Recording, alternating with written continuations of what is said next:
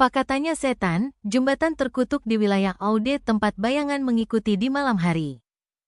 Di antara bukit-bukit yang bergelombang di wilayah Aude, terletak di antara tebing-tebing yang terjal dan aliran cepat sungai. Berdirilah sebuah jembatan batu yang telah menjadi gerbang tidak hanya menuju tanah yang lebih jauh, tetapi juga sebuah cerita yang masih membuat merinding siapapun yang berani mendengarnya.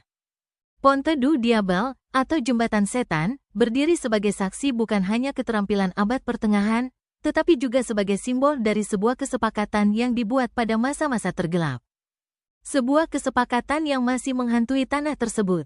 Dahulu kala, desa Saint-Jean-de-Vos, sebuah pemukiman kecil di tepi sungai, menghadapi sebuah dilema yang sangat mendesak. Penduduk desa telah lama bermimpi untuk membangun sebuah jembatan yang menghubungkan mereka dengan dunia di luar lembah terpencil mereka, namun tugas tersebut tampak mustahil. Sungai yang membengkak akibat hujan musim semi mengalir deras melalui ngarai, dan tebing-tebing yang mengapitnya sangat terjal dan berbahaya. Setiap upaya untuk membangun jembatan selalu gagal.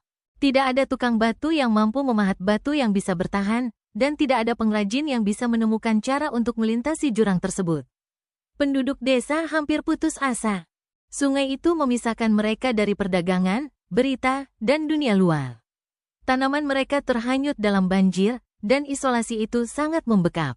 Pada suatu malam yang sangat gelap, saat angin melolong melalui pepohonan, seorang asing muncul di pinggiran desa.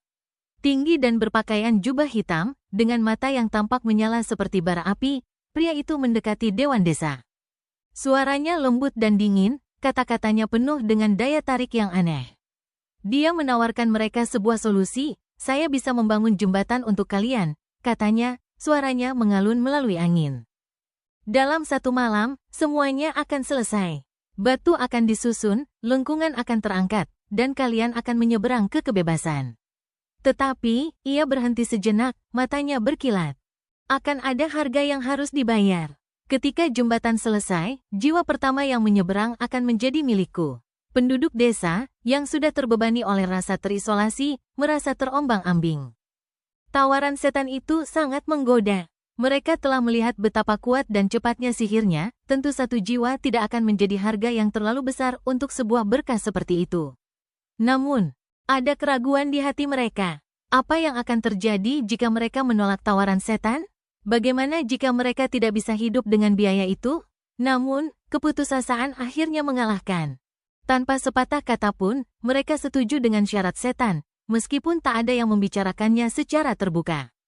Penduduk desa menundukkan kepala mereka saat setan tersenyum. Giginya tajam dan putih di balik malam. Dengan isyarat tangannya, pekerjaan dimulai. Begitu tengah malam tiba, sihir gelap setan mulai memutar dan membentuk batu-batu tersebut. Tanah itu seakan bergetar, seolah-olah ikut tahu harga yang sedang dibayar. Menjelang cahaya fajar, jembatan itu selesai, sebuah struktur yang megah, namun menyeramkan. Dengan lengkungan batu yang menjulang anggun di atas sungai, setan berdiri di ujung yang jauh, mengamati saat matahari menyinari jembatan dengan cahaya emasnya. Ia berbalik ke arah penduduk desa dan berkata, kesepakatan telah disepakati. Sekarang, kalian harus memutuskan. Penduduk desa, yang takut melanggar janji, terdiam. Siapa yang akan menjadi orang pertama yang menyeberang? Beberapa berkata itu harus wali kota, yang lain menyarankan seorang tetua. Namun tak ada yang sepakat. Mata setan berkilat dengan tidak sabar saat mereka berdebat, kehadirannya terasanya seperti awan badai yang gelap. Akhirnya, dalam sebuah momen pemikiran yang sembrono, penduduk desa memutuskan sebuah rencana. Mereka akan mengirimkan seekor binatang, seekor kambing, melintasi jembatan, makhluk yang mereka yakini tidak akan diambil oleh setan. Kambing itu, tanpa curiga, dibawa ke jembatan dan dibimbing melintasi batu-batu itu, langkahnya berbunyi berirama di atas batu. Penduduk desa menyaksikan dari sisi jauh, menahan napas. Mata setan menyipit, sebuah senyum tersungging di bibirnya, namun itu adalah senyum yang dingin dan penuh kemarahan. Ia tahu mereka mencoba menipunya. Dalam sekejap, setan mengaum.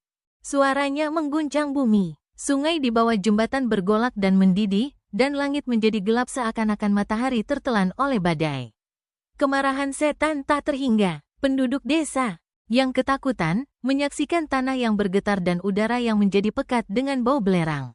Sosok setan tampak melarut dan terpelintir, bayangannya bergerak dan membesar. Seakan ia menjadi satu dengan kegelapan itu sendiri. Apakah kalian kira bisa menipu saya? Dengusnya. Saya akan mengambil yang menjadi hak saya. Setan mengutuk jembatan dan tanah itu. Kekuatan gelapnya meninggalkan jejak yang tak terhapuskan di batu dan tanah. Sejak saat itu, Ponte du Diable menjadi tempat legenda, bukan hanya karena pembangunannya, tetapi juga karena kutukan yang ditinggalkan oleh setan. Mereka yang melintasi jembatan di malam hari mulai melaporkan kejadian-kejadian aneh, merasa dingin, mendengar bisikan angin, dan melihat bayangan yang tampaknya mengikuti mereka. Yang paling menakutkan adalah laporan tentang bayangan setan.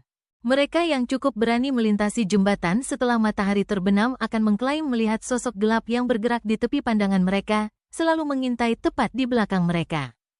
Beberapa mengatakan mereka bisa merasakan panas napas setan di tengkuk mereka. Yang lain akan mendengar suara langkah kaki, atau tawa yang jauh, yang seakan mengejek mereka saat mereka terburu-buru melintasi jembatan, berharap bisa lari dari ketakutan mereka sendiri. Hingga hari ini, para pelancong yang mengunjungi Ponte du Diable berbicara dengan suara pelan tentang kehadiran yang tetap menghantui jembatan itu. Beberapa mengklaim bahwa bayangan setan masih mengikuti mereka, seperti yang terjadi berabad-abad lalu. Yang lain mengatakan bahwa jembatan, dengan lengkungan batu yang sunyi dan menjulang itu, masih menyimpan tanda dari fakta neraka. Selamanya terkutuk oleh kesepakatan gelap yang dibuat di masa lalu. Saat bulan terbit di atas wilayah Aude, Ponte du Diable tetap menjadi saksi bukan hanya terhadap keterampilan mereka yang membangunnya, tetapi juga terhadap harga abadi yang dibayar untuk pembuatannya. Setan mungkin telah kehilangan jiwa pertama yang menyeberang, tetapi bayangannya tetap ada, melemparkan kehadiran gelapnya di atas jembatan, mengamati, menunggu pelancong tak berdosa berikutnya untuk melintasi.